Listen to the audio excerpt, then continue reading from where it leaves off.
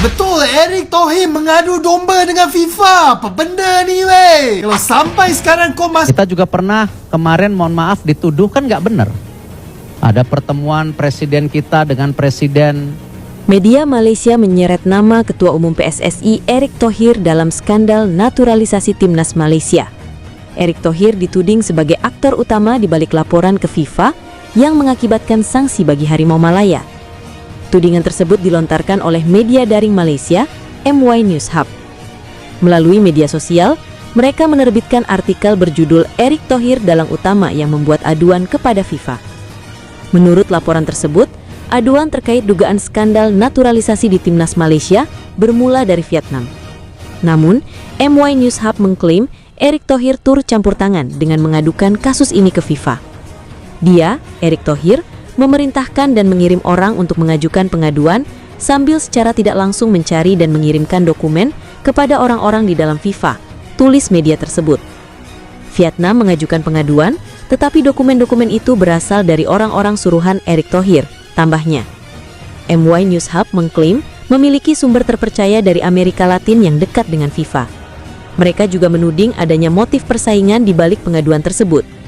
Kekecewaan karena peningkatan performa tim Harimau Malaya melampaui kehebatan tim Indonesia diyakini sebagai motif utama di balik tindakan pengajuan pengaduan kepada FIFA, tulisnya.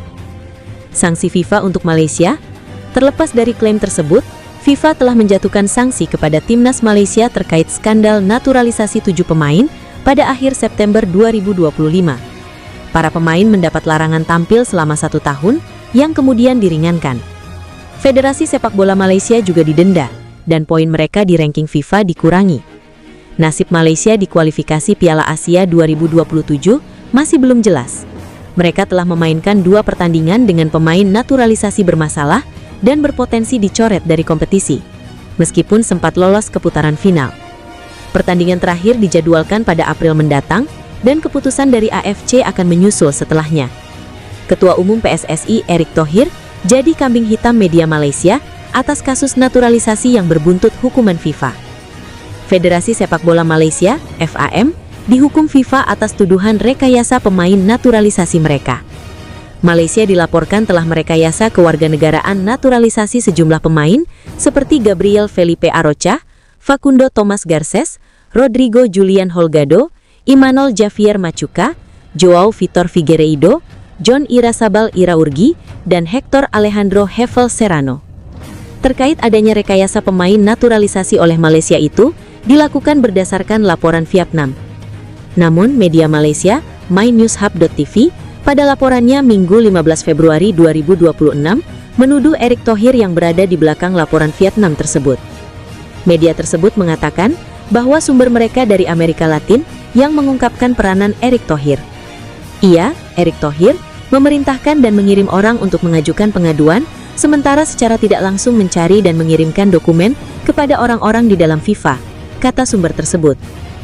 Vietnam mengajukan pengaduan, tetapi dokumen-dokumen itu berasal dari orang-orang suruhan Erick Thohir, tambahnya. Media tersebut mengatakan, berdasarkan sumber yang mereka dapatkan, bahwa pengaduan de facto yang sebenarnya berasal dari sosok yang juga Menteri Pemuda dan Olahraga RI tersebut. Frustrasi karena peningkatan performa tim Harimau Malaya melampaui kehebatan tim Indonesia diyakini sebagai motif utama di balik tindakan pengajuan pengaduan kepada FIFA, tulisnya.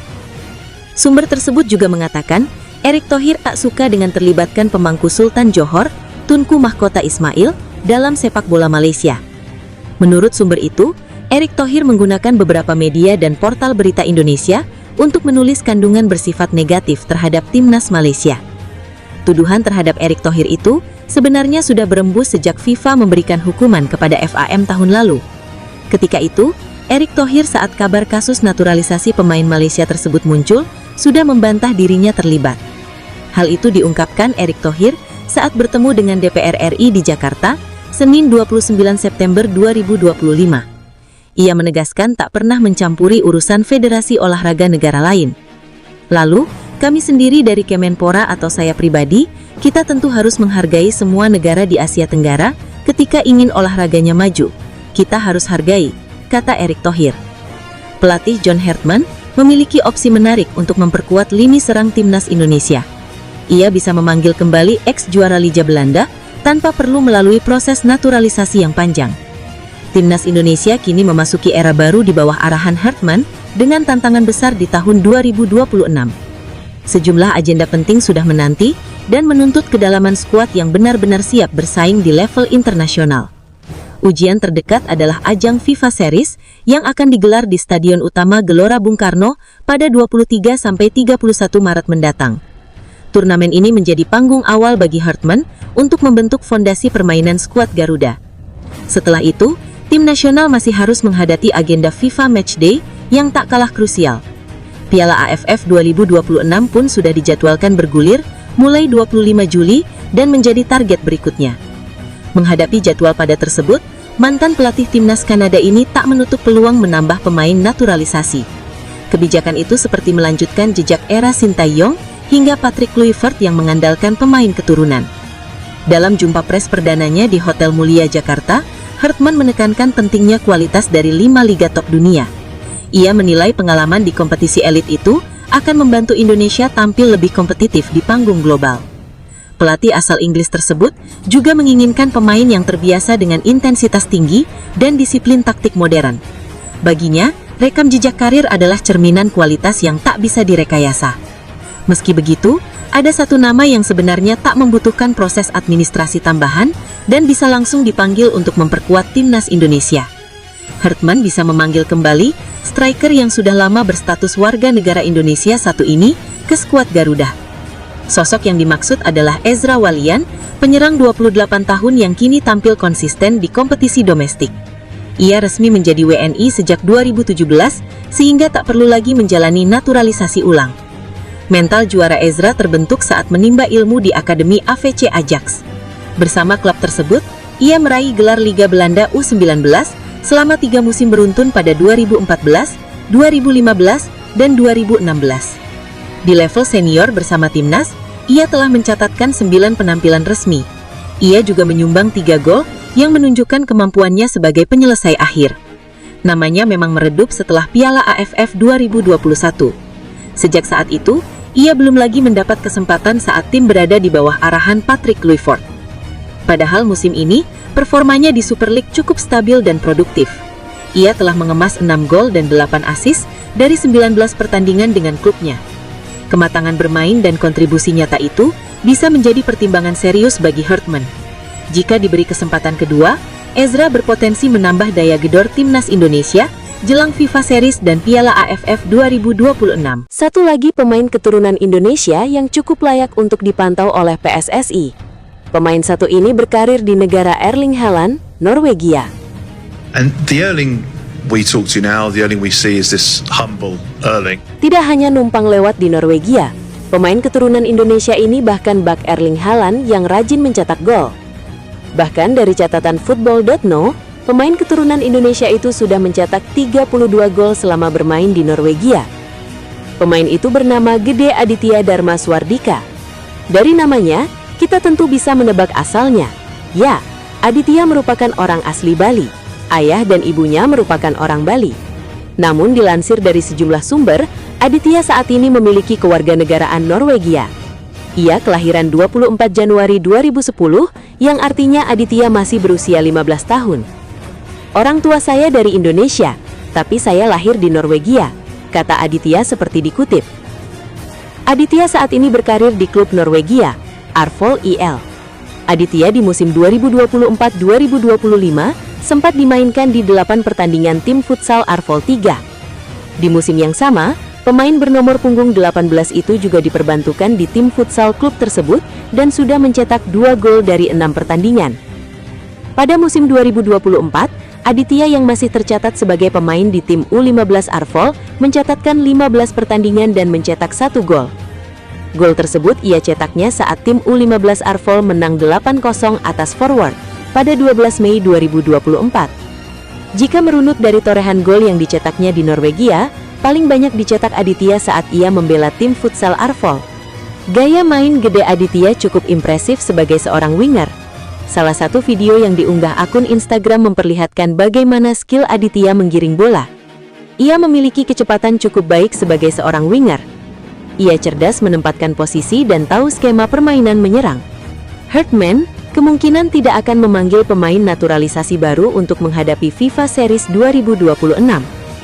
John Hartman juga kabarnya tidak akan menambal absensi Tom Haye dan Shane Patinama yang berhalangan tampil akibat hukuman FIFA dengan melakukan proses naturalisasi pemain anyar. Arya Sinulinga, anggota Exco PSSI, menyatakan bahwa John Hartman tampaknya lebih memilih untuk mengenali para pemain yang sudah ada di timnas Indonesia saat ini. Pelatih asal Inggris ini diketahui sedang aktif memantau pertandingan di Super League 2025-2026 serta klub-klub yang menampung pemain timnas Indonesia di Eropa. Menurut Arya Sinulinga, mendatangkan pemain baru saat ini dianggap kurang relevan. Hal ini disebabkan John Hartman belum mencoba satu pun pertandingan resmi dan masih dalam proses memahami kemampuan setiap pemain timnas Indonesia. Diketahui bahwa John Hartman resmi ditunjuk oleh PSSI pada Januari 2026 dengan kontrak selama 2 tahun. Aksi perdana timnas Indonesia di bawah kepemimpinannya akan terlihat di FIFA Series 2026 yang dijadwalkan berlangsung antara 23 hingga 31 Maret 2026. Yang ada saja kan belum pernah dia coba semuanya. Jadi belum tahu kemampuannya, pembagiannya, perannya. Dia menganggap lucu jika menambah pemain baru tanpa memahami potensi pemain yang sudah ada. Arya Sinulinga juga menyatakan bahwa PSSI sangat menghargai sikap John Hartman yang proaktif dalam memantau pemain timnas Indonesia. Langkah ini diambil untuk mendapatkan gambaran menyeluruh mengenai kualitas para pemain sebelum menentukan formasi terbaik timnas. Menurut keterangan Arya Sinulinga, di FIFA Series 2026, timnas Indonesia dijadwalkan akan bertanding melawan Saint Kitts and Nevis. Andai mampu mengalahkan Saint Kitts and Nevis, timnas Indonesia akan lanjut bertemu pemenang laga Bulgaria melawan Kepulauan Solomon di final FIFA Series 2026. Seluruh pertandingan akan berlangsung di Stadion Utama Gelora Bung Karno, Jakarta Pusat. Nanti setelah FIFA Series, baru dia akan melihat apakah pemain ini lanjut, atau ada perubahan, atau mungkin ada tambahan. Semua tergantung evaluasi dia. Ia juga mencatat bahwa sampai saat ini, John Hartman belum memberikan laporan resmi kepada PSSI terkait penambahan pemain baru. Belum ada kabar. Apalagi ini sudah terlalu dekat. Bulan Maret FIFA Series, sekarang sudah Februari. Terlalu dekat untuk melakukan naturalisasi, ungkapnya. Anggota Komite Eksekutif PSSI, Arya Sinulinga, mengkonfirmasi lawan yang akan dihadapi timnas Indonesia dalam FIFA Series 2026 yang akan digelar pada 23 sampai 31 Maret 2026. Timnas Indonesia menjadi salah satu penyelenggara FIFA Series 2026. Tim berjulukan Garuda itu akan menjadi tuan rumah untuk timnas Bulgaria, timnas Saint Kitts and Nevis, dan timnas Kepulauan Solomon. Berkaca dari FIFA Series sebelumnya pada 2024, setiap negara bermain 2 kali. Formatnya berhadapan di babak semifinal, perebutan tempat ketiga dan final. Arya mengatakan bahwa timnas Indonesia akan lebih dulu melawan Saint Kitts and Nevis di FIFA Series Maret 2026, yang bakal berlangsung di Stadion Utama Gelora Bung Karno, Jakarta Pusat. Sementara 2 negara lainnya, Bulgaria dan Kepulauan Solomon juga akan berduel. Pemenang dari 2 pertandingan itu kemungkinan akan bentrok di final atau partai terakhir FIFA Series Maret 2026. Untuk yang pertama, timnas Indonesia bakal menghadapi Saint Kitts and Nevis. Nah, mungkin itu, ujar Arya. Arya tidak menyanggah skenario di atas terhadap format FIFA Series 2026. Meskipun sampai dengan saat ini, FIFA belum mempublikasikan mekanismenya. Secara ranking FIFA per 19 Januari 2026, Bulgaria menjadi yang tertinggi di peringkat 87, disusul timnas Indonesia ke-122, timnas Kepulauan Solomon ke-152, dan timnas Saint Kitts and Nevis ke-154. FIFA Series 2026 juga akan menjadi debut John Hartman sebagai pelatih timnas Indonesia setelah diresmikan sebagai pengganti Patrick Kluivert pada awal Januari tahun ini. Timnas Indonesia dipastikan menghadapi Saint Kitts and Nevis pada laga pembuka FIFA Series 2026 yang digelar di Stadion Utama Gelora Bung Karno, Jakarta akhir Maret mendatang. PSSI mengkonfirmasi Indonesia menjadi salah satu tuan rumah ajang ini. Selain Saint Kitts and Nevis, tim yang akan bertanding di Indonesia adalah Bulgaria dan Kepulauan Solomon. Format FIFA Series 2026 dirancang sederhana. Laga pertama menjadi penentu jalur final. Tim yang menang di laga awal otomatis melaju ke final, sedangkan yang kalah bertarung untuk perebutan tempat ketiga. Timnas Indonesia akan lebih dulu melawan Saint Kitts and Nevis, sementara Bulgaria akan bertemu Kepulauan Solomon. Pemenang dari dua pertandingan ini akan saling bentrok di final, menghadirkan laga yang menentukan gelar juara. Sepertinya kami akan melawan Saint Kitts and Nevis, lalu Bulgaria bertemu Kepulauan Solomon. Pemenangnya nanti akan bertemu di final, ujar Arya Sinulinga, anggota eksekutif Komite PSSI, Selasa 10 Februari 2026. FIFA Series 2026 juga menjadi momen penting karena menandai debut John Hartman sebagai pelatih timnas Indonesia.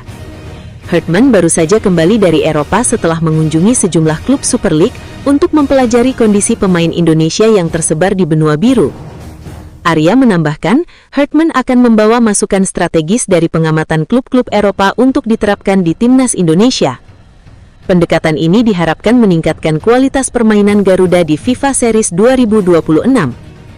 Ajang ini menjadi uji coba sekaligus panggung internasional bagi Garuda untuk melihat performa pemain secara langsung, menyesuaikan taktik, dan membangun chemistry tim sebelum menghadapi pertandingan resmi berikutnya.